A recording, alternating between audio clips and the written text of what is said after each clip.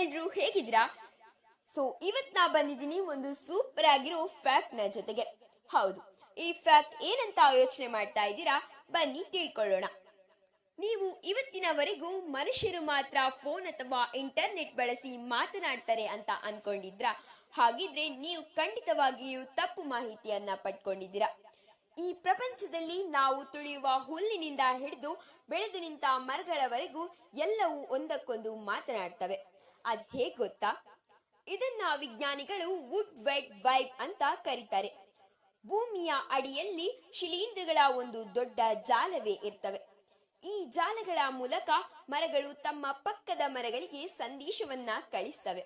ಉದಾಹರಣೆಗೆ, ಒಂದು ಮರಕ್ಕೆ ಕೀಟಗಳ ಕಾಟ ಶುರುವಾದ್ರೆ ಅದು ತಕ್ಷಣವೇ ಈ ನೆಟ್ವರ್ಕ್ಗಳ ಮೂಲಕ ಬೇರೆ ಮರಗಳಿಗೆ ಎಚ್ಚರಿಕೆಯ ಸಂದೇಶವನ್ನ ರವಾನಿಸ್ತದೆ. ಆಗ ಉಳಿದ ಮರಗಳು ತಮ್ಮನ್ನು ತಾವು ರಕ್ಷಿಸಿಕೊಳ್ಳಲು ಕೆಮಿಕಲ್ಗಳನ್ನ ಬಿಡುಗಡೆ ಮಾಡ್ತವೆ.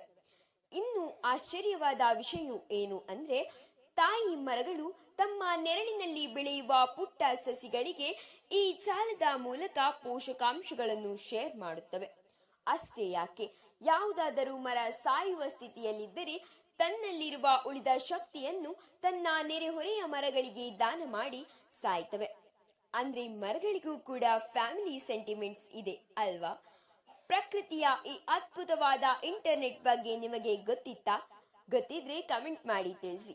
ಇಂತಹ ಮತ್ತಷ್ಟು ಅಚ್ಚರಿಯ ವಿಷಯಗಳಿಗಾಗಿ ಈಗಲೇ ಫಾಲೋ ಮಾಡಿ. Thank you for watching. Bye.